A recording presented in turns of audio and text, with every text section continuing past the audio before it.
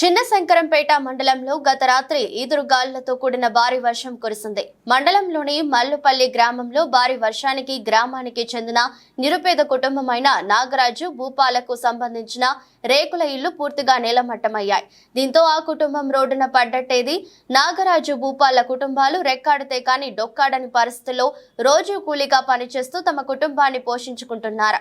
తలదాచుకోవడానికి రేకుల ఇళ్లైనా నిర్మించుకుందామని కొంతవరకు అప్పు చేసి అన్నదమ్ములు ఇద్దరు రేకులతో ఇంటి నిర్మాణం చేసుకున్నారు. అకాల వర్షానికి ఎదురు గాలులకు ఇంటిపై వేసుకున్న రేకులు పూర్తిగా నేలమట్టమయ్యాయి. దీంతో ఆ కుటుంబం వీధిన పడ్డట్టయింది. ఈదురు గాలులతో కూడిన వాన వచ్చినప్పుడు ఇంట్లో ఎవరు లేకపోవడంతో ప్రాణాలతో బయటపడ్డారు. దీంతో ఆ కుటుంబం కన్నీరు మున్నీరు అయింది. విషయం తెలుసుకున్న రెవెన్యూ అధికారులు, రెవెన్యూ ఇన్స్పెక్టర్ చంద్రశేఖర్ సంఘటనా స్థలానికి చేరుకొని పంచనామా నిర్వహించారు.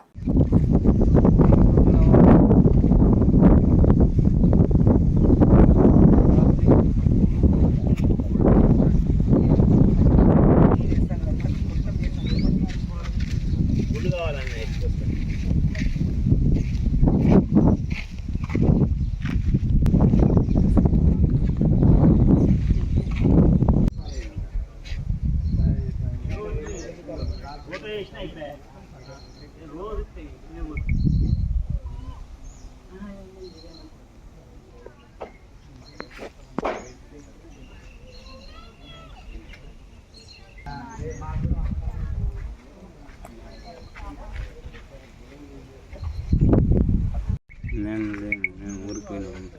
ఎడిపాయల నుంచి పచ్చిలోపు మొత్తం వాన పడి ఊలిపోయింది. మేము ఇంక ఇల్లు ఉండండి ఉంటే కూరల బిర్రలో ఇబ్బంది అవుతుంది. మేము ఊరిపోయే సరుకుల్లో మొత్తం ఊలిపోయి కింద పడిపోయినాయి రేపు. అది మేము దేవుని వరకు అట్లా పైసలు లేక చిన్నగా రేకులు వేసుకుందాం అనుకున్నాం. ఆ రేకులు అచ్చేలోపు కుప్పగూలిపోయింది. నా పేరు భూపాల్, మాది మల్లిపల్లి గ్రామం. నేను నిన్న ఎడపాయల దేవుని దగ్గరికి పోయినాం. మేము లేము, ఇంటి కడవలం. మాకు ఆర్థికంగా డబ్బులు తగలకపోవడం వలన మేము చిన్న రేకులు వేసుకుందామని అన్నదమ్ములం రేకులు వేసుకుందామని అనుకున్నాం. రేకులు వేసుకున్నాం. మేము నిన్న సాయంత్రం లేము. నిన్న మేము వచ్చేసరికల్లా 7 గంటలకు వచ్చేసరికల్లా మొత్తం ఉన్న రేకులన్నీ కూలిపోయి కుప్పగూలినాయి. అలాగే రేకులు ఖరాబ్ అయిపోయినాయి. మొత్తానికి పైపులు అన్నీ ఖరాబ్ అయిపోయినాయి. ఇంకా ఇంట్లోకి పోదామని అనుకున్నాం. రేపు ఇంట్లోకి పోదామని అనుకునేసరికల్లా మొత్తం గోడలు బీడలు అన్నీ కూలిపోయినాయి. గవర్నమెంట్ ఆదుకోవాలని కోరుకుంటున్నాం. మా మల్లిపల్లి గ్రామానికి చెందిన పేద కుటుంబీకులైన పునబైన నాగరాజు మరియు భూపాల్ గారు ఇద్దరు వాళ్ళు ఆర్థికంగా లేకపోయినా కూడా ఉండడానికి గూడు లేనందున వారు అప్పు చేసి రేకులిల్లు నూతనంగా నిర్మించుకున్నారు. వారు నిన్న వాళ్ళు ఏదో చిన్న దావత్కు బయటకు వెళ్ళినందున నిన్న కురిసిన అకాల వర్షానికి వాళ్ళ ఇల్లు మొత్తం రేకులు అండ్ గోడలు మొత్తం పూర్తిగా ధ్వంసమైనాయి.